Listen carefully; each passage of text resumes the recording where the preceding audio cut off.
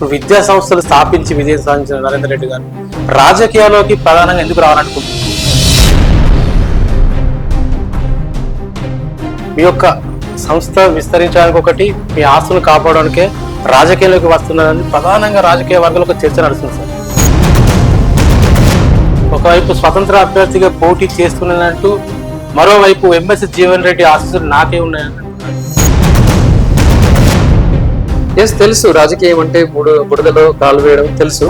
బురదలో దిగుతున్నాను. ఈ 4 జిల్లాలలో కంపేర్ చేస్తే ఎంపీ మాత్రం బీజేపీ ఉన్నది. కొంచెం బీజేపీతో మీకు ఏమైనా టఫ్ ఫైట్ ఉండే అవకాశం ఉందా? నేను ఈసారి ఎమ్మెల్సీ బరిలో ఉండాలనేది ఒక స్ట్రాంగ్ డిసిజన్తో నేను అడుగుపెట్టాను.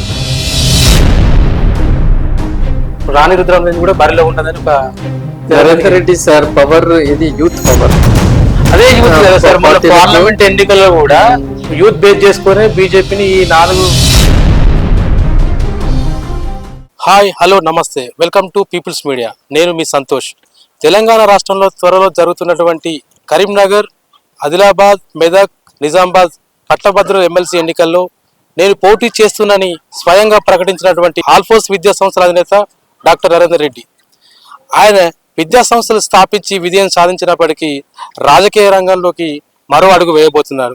అసలు దీని గురించి పూర్తిగా తెలుసుకోవడానికి ఆయన మాటల్లో అడిగి రాజకీయాల్లోకి ఎందుకు రావాలనుకున్న అంశంపై మాట్లాడే ప్రయత్నం చేద్దాం. ఆల్ఫోర్స్ విద్యా సంస్థల అధినేత నరేందర్ రెడ్డి గారి కుటుంబ నేపథ్యం ఏంటి, అసలు ఆయన విద్యాభ్యాసం ఎక్కడ దాకా పూర్తి అని ఆయన అడిగి తెలుసుకుందాం. నమస్తే. మాది కొడిమ్యాల గ్రామం. మరి వ్యవసాయ కుటుంబంలో జన్మించాను. మా తాతగారు ధర్మయ్య వ్యవసాయదారుడు. ఒక 4 నాగళ్ళు, 4 పాలేళ్ళు ఉండి ఆ కాలంలో నేను కూడా సండేస్, హాలిడేస్ ఎప్పుడు దొరికినా కూడా మా తాతగారితో పాటుగా, మా పాలేర్లతో పాటుగా సమానంగా అన్ని పనులు నేర్చుకున్నాను. నేను చదువుతో పాటుగానే ఈవినింగ్ అవర్స్ లో మా పొలాల దగ్గరికి వెళ్ళడము, ఈవెన్ మక్కల సీజన్ లో అయితే అక్కడ ఈ పక్షుల దాటి నుంచి కాపాడడానికి నిచ్చెన ఎక్కి, పందిరి ఎక్కి కాపలు గాయడం, బావిలో పూడిక తీయడం కావచ్చు, నాట్లు వేయడము, తర్వాత వరి కోత, కళ్ళం దగ్గరికి వెళ్ళడాలు. ముఖ్యంగా ఎంత చిన్నప్పటి నుంచి దానిలో ఇన్వాల్వ్ అయ్యామంటే, ఈవెన్ మోటారు, జనరేటర్లు, బొక్కెన లేనప్పుడు నార్మల్ గా బొక్కెనతో నీళ్లు వేసే దానిలో కూడా నేనున్నాను. మూట కొట్టను ఉన్నాను. తర్వాత ఈవెన్ బొక్కెనలది చూశాను, జనరేటర్ చూశాను, ఇప్పుడు బావి మోటార్ ఆన్ చేసి చూశాను. ఇప్పుడు ఇప్పుడు బోర్లకు వచ్చేసింది ఈ సీజన్. అంటే వ్యవసాయదారుడు ఉపయోగించే నీటి పనిముట్లలో యాంత్రికంగా చూస్తే ఈ 5 రకాల వాటిని నేను పరిపూర్ణంగా అనుభవించి చాలా వర్క్ చేసి ఒక కసిగా ఏదైనా మనం చేయాలి అనేది చిన్నప్పటి నుంచే ముందుకు వచ్చాను. విద్యాభ్యాసం సార్ ఎక్కడ దాకా? విద్యాభ్యాసం అప్ టు 10th క్లాస్ మా గవర్నమెంట్ స్కూల్ కొడిమ్యాల్లో నేను చేశాను. అప్పుడు అందరు కూడా గవర్నమెంట్ స్కూల్లోనే చదివేవాళ్ళు. జనరల్లీ ప్రైవేట్ స్కూల్స్ కూడా లేకపోయేది. మంచి టీచర్స్ ఉండేవాళ్ళు. మా స్కూల్లో, మా బ్యాచ్లో దాదాపు 20 మంది మేమందరము టీచర్స్ పిల్లలే ఉండేవాళ్ళు. కాబట్టి టీచర్లు బాగా మంచిగా ఇష్టపడి చదువు చెప్పేవాళ్ళు. అద్భుతమైన నాణ్యమైన విద్యను ఆ రోజుల్లో పొందాం. కాలేజ్ ఏమో గవర్నమెంట్ సైన్స్ వింగ్ కరీంనగర్లో చదివాను. డిగ్రీ ఇక్కడ ఎస్ఆర్ఆర్ డిగ్రీ కాలేజ్, గవర్నమెంట్ కాలేజ్లో చదివాను. తర్వాత 89-91 ఎంఎస్సీ మ్యాథ్స్ ఉస్మానియా యూనివర్సిటీలో నేను పూర్తి చేసుకున్నాను. అక్కడ బి హాస్టల్లో ఉన్నాను. పోయిలో ఎస్. ఎన్నికలకి ఇంకా సమయం ఉంది కదా సార్. కాకపోతే ఎందుకంటే ముందస్తుగా నేను పోటీ చేస్తున్నాను చెప్పడానికి గల ప్రధాన కారణం ఏంటి? సో ఇది మనం చూస్తున్నాము. గత సీజన్ లో చూసుకున్నట్లయితే, ఇప్పుడు జీవన్ రెడ్డి గారి ఎన్నికలప్పుడు చూసుకున్నట్లయితే 107,000 మంది మాత్రమే అక్కడ ఓటింగ్ జరిగింది. మరి 4 ఉమ్మడి జిల్లాలలో గ్రాడ్యుయేట్లు ఓన్లీ 1,00,000 మంది ఉండరు కదా. నో డౌట్ ఎట్ ఆల్ సుమారుగా 20 లక్షల పైచిలకు మనం చేయొచ్చు. అంటే దీనిపైన అవేర్నెస్ లేదు. సో ఇప్పుడు నేను ముందు ఓటింగ్ అనేది నేను అడగట్లేదు, ఎన్రోల్ చేసుకోండి అని ఒక గ్రాడ్యుయేట్లకి ఒక అవేర్నెస్ లో భాగంగా మేము చేస్తున్నాం. ఎందుకంటే ఇది గ్రాడ్యుయేట్ యొక్క హక్కు. గ్రాడ్యుయేట్కి ప్రత్యేకంగా మేమంటూ ఒక లీడర్ని ఎన్నుకుంటున్నాము. మా సమస్యల గురించి శాసన మండలిలో పోరాడే ఎమ్మెల్సీ రూపంలో ఒక మాకు ప్రతినిధి ఉన్నాడు అన్న విషయం చాలా మంది గ్రాడ్యుయేట్లకు తెలియదు. మరి ఓన్లీ 1,00,000 మంది మాత్రమే ఎన్రోల్ చేసుకున్నారు అంటే గతంలో చూడండి. ఇప్పుడు నేను చేసే పని ఏంటంటే, ప్రతి గ్రాడ్యుయేట్ని మీరు ఎన్రోల్ చేసుకోండి, మీరు ఓటు హక్కు పొందండి, ఆ తర్వాత ఆలోచించండి అని మనం చెప్తాం. ఇప్పుడు విద్యా సంస్థలు స్థాపించి విజయం సాధించిన నరేందర్ రెడ్డి గారు రాజకీయాల్లోకి ప్రధానంగా ఎందుకు రావాలనుకుంటున్నారు? ఇప్పుడు విద్యా సంస్థల్లో మనం ఆల్మోస్ట్ ఆల్ తెలంగాణ ప్రాంతం నుంచి ఆ చైనా కళాశాలలకు ధీటుగా మా తెలంగాణలో కూడా ఒక నాణ్యమైన విద్య అందించే సంస్థ ఉంది అని ప్రూవ్ చేయాలనుకున్నాను నేను. ఎస్, అది ప్రూవ్ చేశాను. అది స్కూలింగ్లో కావచ్చు, కాలేజ్లో కావచ్చు, మనం మిగతా బ్రాండెడ్ కాలేజెస్, స్కూల్స్ ఏదైతే ఉన్నాయో దేశంలో వాటన్నింటికి సమానంగా ఎస్ మా దగ్గర కూడా ఉంది, మా వాడు కూడా అంతకంటే బాగా రన్ చేస్తున్నాడు ఇన్స్టిట్యూట్స్ అనే విధంగా నేను ప్రూవ్ చేశాను. ఇవల్ల మరి లక్షలాది మంది విద్యార్థులు మా దగ్గర చదువుకొని మంచి మంచి పొజిషన్లో ఉన్నారు. సో ఇప్పుడు నేను ఆలోచించింది ఏంటంటే ఈ 40,000 మంది పిల్లలకు న్యాయం చేయడమే కాకుండా దీంతో పాటుగా ఇంకా కొన్ని కోట్ల మంది విద్యార్థులకు, యువతకు మనము కొంచెం మేలు చేసి ఉండవచ్చు. ప్రభుత్వంతో మనం సంప్రదింపులు చేస్తూ ప్రభుత్వం దృష్టికి కొన్ని కీలకమైన అంశాలను మనం దృష్టిలోకి తీసుకుని వెళ్ళి నిరుద్యోగ సమస్య గురించి కావచ్చు, లేదంటే ఉద్యోగుల్లో ఉన్న వారి సమస్యలను కూడా మనం తీసుకుని వెళ్ళి వారి సమస్యల పరిష్కారం దిశగా మనం కొన్ని పనులు చేయవచ్చు అని స్ఫూర్తిగా ఒక సేవకుడిగా సేవ చేయాలనే ఏకైక లక్ష్యంతో దీనిలో నేను అడుగు పెడుతున్నాను. ఒకవైపు స్వతంత్ర అభ్యర్థిగా పోటీ చేస్తున్నానంటూ మరోవైపు ఎంఎస్ జీవన్ రెడ్డి ఆశీస్సులు నాకే ఉన్నాయని అంటున్నాడు. అసలు దీని వెనుక అంతర్యం ఏంటి సార్? ఆల్రెడీ మీరు కాంగ్రెస్ లో టచ్ లో ఉన్నారా? సో ఇది యాక్చువల్లీ ఇదేమైనా ఇండికేషన్ సీఎం దాకా వెళ్ళాలని? ఇది యాక్చువల్లీ ఏంటంటే నేను 1900 ఇప్పుడు గతంలోనే రాహుల్ గాంధీ సమక్షంలో కాంగ్రెస్ పార్టీలో జాయిన్ అయ్యాను నేను. ఓకే, 2018లో కాంగ్రెస్ పార్టీలో జాయిన్ అయిన అప్పుడు కరీంనగర్ అసెంబ్లీకి నేను పోటీలో కూడా ఉంటానని ప్రయత్నం చేశాము. బట్ అప్పుడు పొన్నం ప్రభాకర్ గారు అవకాశం తీసుకుని వాళ్ళు పోటీ చేశారు. తర్వాత ఎంపీ కూడా వారు పోటీ చేసిన విషయం మీకు తెలిసిందే. తద్వారా నేను వ్యవస్థలను ఫోకస్ చేసుకున్నాను. అన్ని పార్టీలకు కూడా మనం సమన్వయంగా ఉన్నాం. ఇప్పుడు రైట్ నౌ చూస్తే కాంగ్రెస్ పార్టీ మెంబర్ అని అనుకోవచ్చు. సో కాంగ్రెస్ పార్టీకి నేచురల్గా దానిలో ఉన్నాం కాబట్టి అప్పీల్ చేసుకున్నాం. మనం అప్పీల్ చేసుకునే ముందు జీవన్ రెడ్డి గారిని, ఎందుకంటే హీఈస్ అన్ ఎగ్జిస్టింగ్ ఎమ్మెల్సీ కాబట్టి తన లైన్లో ఉంటున్నారా లేదా అనేది మనకు అనుకోవాలి. లేదు తమ్మి, నేను ఈసారి నేను చేయట్లేదు, యూ గో హెడ్ అని చెప్పేసి వాళ్ళు అన్నారు. అంటే ఈ ఇండికేషన్ అనేది అధిష్టానం, కాంగ్రెస్ అధిష్టానానికి ఇట్లా వెళ్ళే అవకాశం ఉందా? మీరు బరిలో ఉన్నారా? బరిలో ఉన్నాము అనేది ఆల్రెడీ మనం ఇంటిమేషన్ పోయింది. ఎందుకంటే మనం పొన్నం ప్రభాకర్ గారిని, అట్లాగే మంత్రివర్యులు శ్రీధర్ బాబు గారిని, మిగతా ఈ 4 జిల్లాల్లో ఉన్న ఆల్మోస్ట్ ఆల్ చాలా మంది ఎమ్మెల్యేలు నేను కలుసుకొని వారికి విన్నవించడం కూడా జరిగింది. అది పార్టీ ఇష్టం, అది ఎవరిని చేస్తారో అనేది మనం ఏం చెప్పలేము. నేను ఈసారి ఎమ్మెల్సీ బరిలో ఉండాలనేది ఒక స్ట్రాంగ్ డిసిజన్తో నేను అడుగుపెట్టాను. ఒకవేళ కనుక కాంగ్రెస్ పార్టీ ఎమ్మెల్సీగా టికెట్ ఇవ్వకపోతే, ఇప్పుడు ఇతర పార్టీలు ఉన్నాయి కదా సార్, బీజేపీ ఉన్నది, బీఆర్ఎస్ పార్టీ ఉన్నది, మీకు సత్సంబంధాలు వాళ్ళతో కూడా ఉన్నాయి. ఒకవేళ వాళ్ళు ఇస్తేనే ఆఫర్ ఇస్తే, ప్రస్తుతానికి నేను వెళ్తున్న ఈ క్యాంపెయినింగ్ లో భాగంగా అవేర్నెస్ నేను చేస్తున్న దానిలో చాలా మంది నాకు చెప్పేది ఏంటంటే, సార్ మీరు ఇండిపెండెంట్ గా పోటీ చేసినా భారీ మెజారిటీతో గెలుస్తారు. సో మీకు పార్టీల అవసరానికంటే పార్టీలకి మీ అవసరం ఎక్కువ ఉంటుందండి. ఇలాగే మీరు స్పీడ్గా కొనసాగించండి. ఇంకా నిజానికి ఏ పార్టీ అనేది లేకపోతే ఇంకా మీకు అన్ని పార్టీల వాళ్ళు కూడా మీకు సపోర్ట్ చేయడానికి ఎక్కువ అవకాశాలు ఉంటాయి అని వాళ్ళు చెప్తున్నారు. ఓకే, ఎవరి ఆలోచన వారిది. నా ఆలోచన నాకుంది ఈ విషయంలో. పార్టీల ఆలోచనలు పార్టీలకు ఉంటే ఇది ఇంత ఎర్లీగా మనం దాని గురించి చర్చించుకోవాల్సింది కాదు. ఆల్మోస్ట్ ఆల్ ఇంకో 1 month 1.5 monthలో ఒక క్లారిటీ అనేది వస్తుంది. ఆ మూమెంట్లో మనం పార్టీల గురించి ఆలోచిద్దాం. ప్రస్తుతానికి ముందు నేను సభ్యత్వ నమోదు స్ట్రాంగ్ గా చేయాలని దాని మీద దృష్టి పెట్టాను. ప్రస్తుతం ఉన్న రాజకీయ పాలిటిక్స్ చాలా దారుణంగా ఉన్నాయి సార్. దాడికి ప్రతి దాడులు, ఆరోపణలకు ప్రతి ఆరోపణలు, ఇలాంటివి జరుగుతున్న నేపథ్యంలో వాటి గురించి ఇప్పుడు మొన్న ఒక ఇన్సిడెంట్ చూసారు, అరకపూరి గాంధీ ఉన్ను కౌశిక్ రెడ్డి లాంటిదా. అలాంటి సవాళ్ళు ఒకవేళ మీకు ఎదురైతే మీరు ఎలా ఎదుర్కొంటారు సార్? ఏంటంటే ఒక ట్యూషన్ మాస్టర్ సైకిల్ మీద ఒక రూమ్లో చేపలో పిల్లలు కూర్చోబెట్టి పాఠాలు చెప్పిన వాడిని, without any background, without any this one, normal ఒక చిన్న స్థాయి నుంచి ఇవాళ ట్యూషన్ మాస్టర్ నుంచి కాలేజీలో ఒక లెక్చరర్, తర్వాత వ్యవస్థలు పెట్టడం 1, 2, 3 నుంచి ఇవాళ మరి 50 వ్యవస్థల వరకు వచ్చాము అంటే ఎంత స్ట్రాంగ్ విల్ పవర్ ఉంటే ఇది సాధ్యమవుతుంది. నా అడుగడుగునా కూడా మరి నో డౌట్ ప్రత్యర్థులు లేరు అనేది ఏం కాదు. పోటీ ప్రపంచం ఏది కానీ, రాజకీయం ఎలా అయితే పోటీ ప్రపంచం ఉందో వీళ్ళ ప్రతి రంగం కూడా పోటీ ప్రపంచమే. విద్యారంగం కూడా చాలా పోటీతో కూడుకున్నది. పేరెంట్స్ని చూసుకోవాలి సరిగా, పిల్లల్ని సరిగా మేనేజ్ చేస్తూ ర్యాంక్స్ తీసుకురావాలి, వాళ్ళకు విలువలు చెప్పాలి, తర్వాత స్టాఫ్ను మేనేజ్ చేయాలి, సొసైటీ దీనిపైన డిపెండ్ అయిన అందరితో సమన్వయం మెయింటైన్ చేయాలి, ఇన్స్టిట్యూట్లు మెయింటైన్ చేయడము అనేది కూడా ఇది సవాల్తో కూడుకున్నది. మరి నేను దాన్ని దిగ్విజయంగానే పూర్తి చేసుకుంటున్నాను అన్న భావన ఉంది. కాబట్టి ఇందులో కూడా తెలుసు రాజకీయం అంటే బురదలో కాలు వేయడం తెలుసు, బురదలో దిగుతున్నాను. కాబట్టి దానిలో ఇంకా ఏది చేయడానికైనా రెడీగాను అన్నా. విమర్శలను కూడా నేను సామరస్యంగా తీసుకుంటాను, పెద్దగా నేను పట్టించుకోను. ఎందుకంటే మనం చూస్తూనే ఉన్నాం, రాముడిని విమర్శించిన వాళ్ళు ఉన్నారు, గాంధీని విమర్శించిన వాళ్ళు ఉన్నారు, అవునా కదా. మనం ఇలాంటి దేశంలో మనం ఉన్నాం కాబట్టి నరేందర్ రెడ్డిని కూడా విమర్శించే వాళ్ళు ఉండరు అని నేను అనుకోను. అవన్నీ తెలిసే అడుగు పెడుతున్నాను. ఎస్, నా ద్వారా కొద్ది మందికి మేలు జరిగితే సరిపోతుందని ఆశాభావంతో వస్తున్నాను. దీనిలో ఏదో డబ్బులు సంపాదించాలి అన్న ఆలోచన కొద్ది నేను వస్తున్నాను. చాలా మంది రాజకీయాలకు వచ్చే వాళ్ళు రకరకాల రీజన్స్ ఉంటుండొచ్చు. బట్ మీ అందరికి తెలుసు, నేను మనీ సంపాదించడానికి అయితే రాజకీయంలోకి రావట్లేదు. పోనీ ఈ పవర్ను ఉపయోగించి నా వ్యవస్థలను ఏదో కాపాడుకోవాలి, నాకు ఇప్పుడు ఏదో థ్రెట్ ఉంది అన్న ఆలోచన కూడా నేను లేదు. విద్యా సంస్థలను స్థాపించడం ఒక ఎత్తు అయితే, రాజకీయాల్లో రావడం కూడా మీ యొక్క సంస్థ విస్తరించడానికి ఒకటి, మీ ఆస్తులను కాపాడడానికే రాజకీయాల్లోకి వస్తున్నారని ప్రధానంగా రాజకీయ వర్గాలు ఒక చర్చ నడుస్తుంది సార్. దీన్ని మీరు ఏ విధంగా చూస్తారు?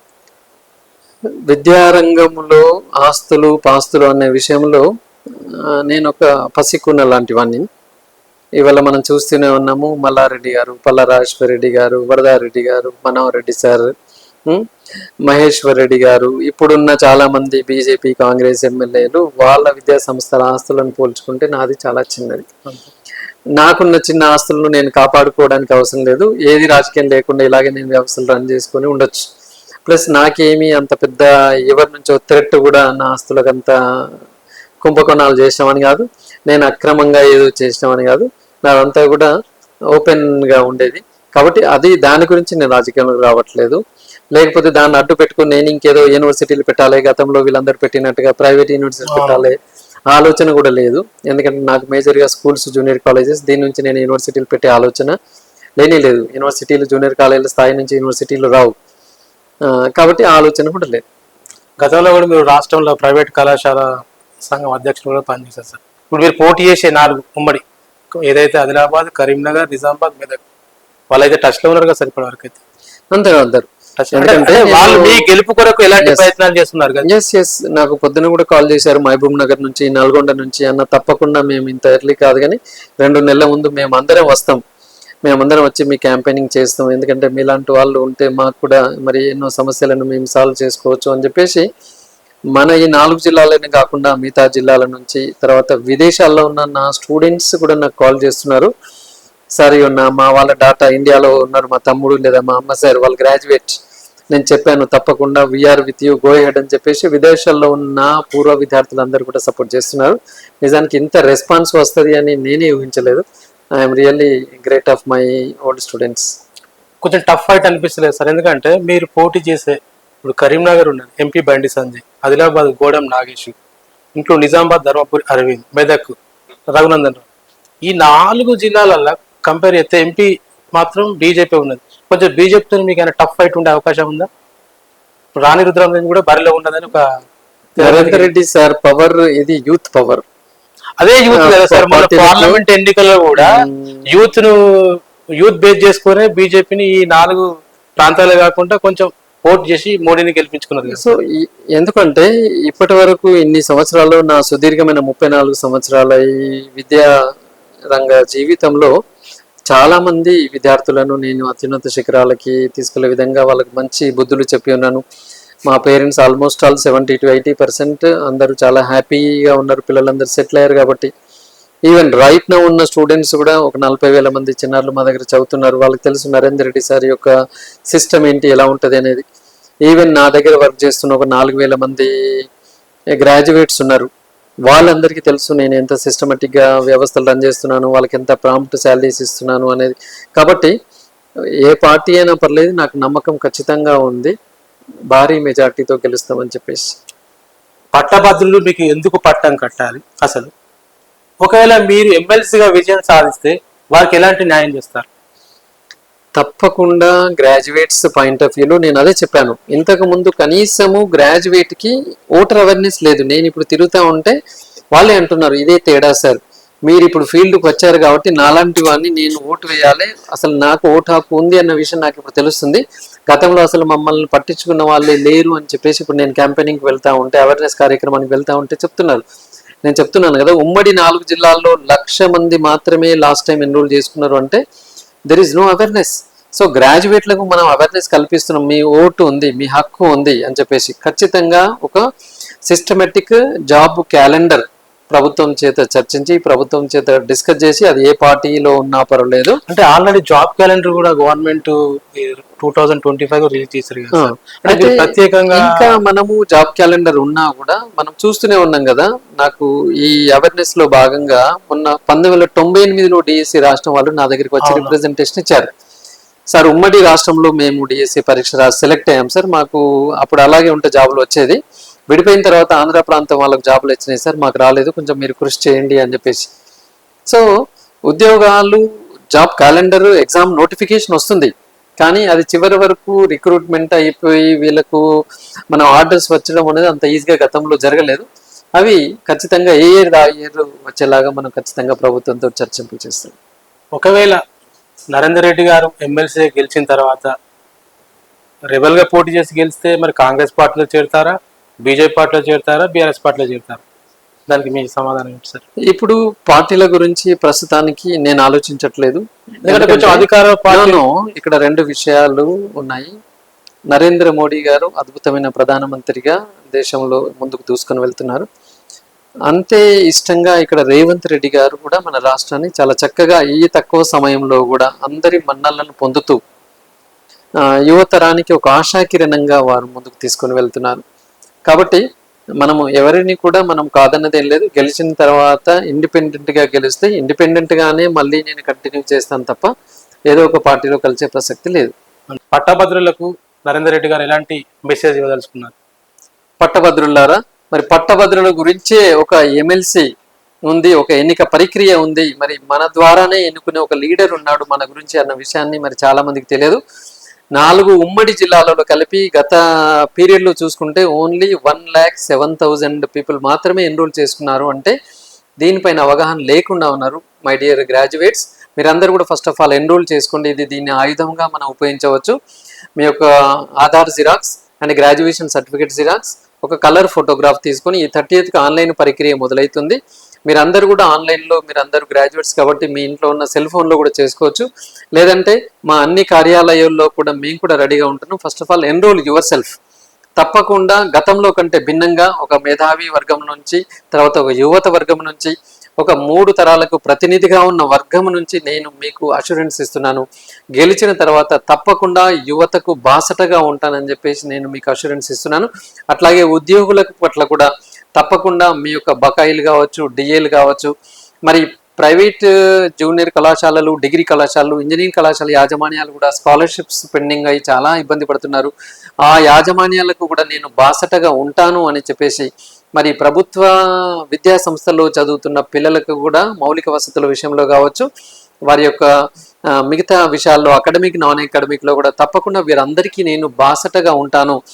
మీ గురించే నిర్మించబడ్డ ఒక ఈ ఎమ్మెల్సీలో ఖచ్చితంగా నేను మీకు మధ్యవర్తిగా ఉంటూ ప్రభుత్వంకి మీకు మధ్యలో మీ యొక్క ప్రతి విషయాన్ని ప్రభుత్వం దృష్టికి తీసుకొని వెళ్ళి మరి దాన్ని ఇన్డెప్త్గా డిస్కషన్ చేసి మరి ఆ సమస్యల యొక్క సొల్యూషన్స్ చేపట్టే విధంగా నేను మీకు తోడు ఉంటానని చెప్పేసి కోరుకుంటూ, మీరందరూ కూడా మరి ఆన్లైన్ ఓపెన్ కాగానే ఆన్లైన్ ఎన్రోల్మెంట్ చేసుకొని భారీ సంఖ్యలో మీరు రెడీగా ఉండాలని చెప్పేసి కోరుకుంటున్నాను.